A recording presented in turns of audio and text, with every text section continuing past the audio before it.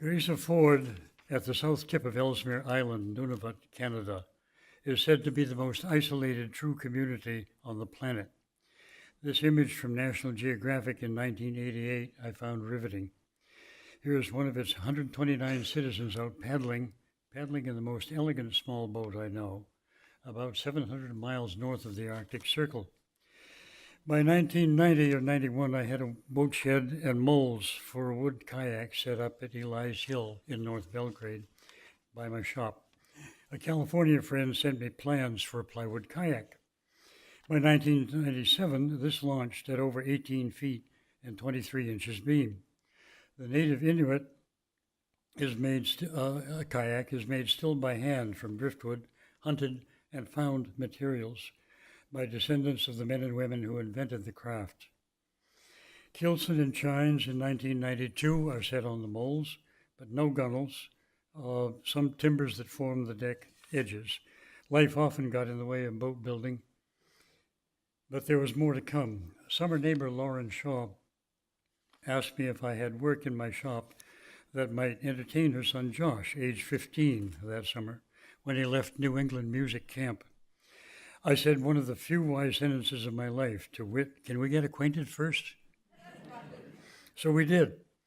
And her son, still my friend, looked over the mess in my shop and said, can we build that? And he was pointing at the kayak plan.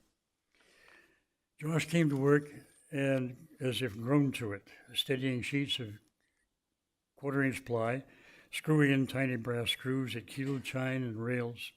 He was marvelous. The epoxy gave me hives, but Chuck Lakin filled in and was not, I thank God, allergic to the stuff. A kayak needs a paddle. Like the boat, the paddle is made to fit the user, and mine became, after trying different woods, a paddle durable, easy in the hand, and strong in the water. A genius friend remembered to take pictures. Josh, his dog Eli, and I launched Leaf in October of 1997. She still swims on Great Pond in Belgrade, steady in a flat calm or strong wind and waves. Eli, sadly, is gone to dog heaven.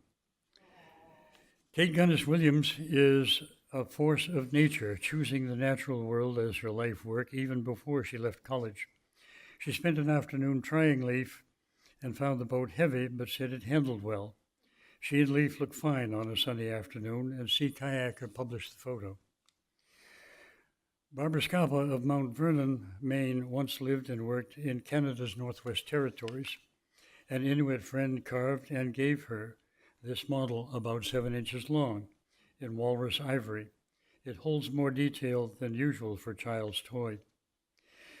Carpet on a woodshop floor anywhere else would be forgiven, but my shop for some years now was born a basement playroom in Waterville.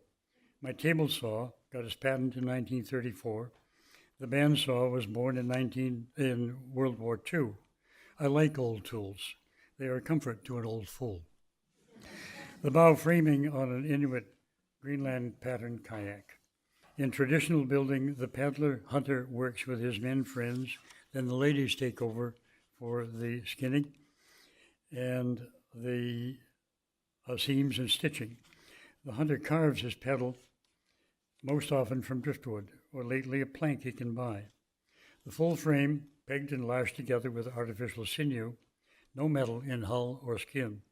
17 feet 10 inches, 22.5 inches at the cockpit, which is bent, pegged, and glued to form, and then lashed only to the skin.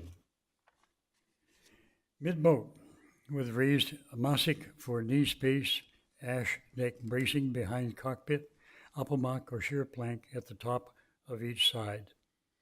Thin ash plank make for the paddler a neat seat, and I pad it with closed cell foam. A retired orthopedic surgeon, a young blacksmith, a co-founder of Railroad Square, Leo Girardin, and I stitched that long seam down the kayak. It took far less time to sew the skin on than it took to frame the boat.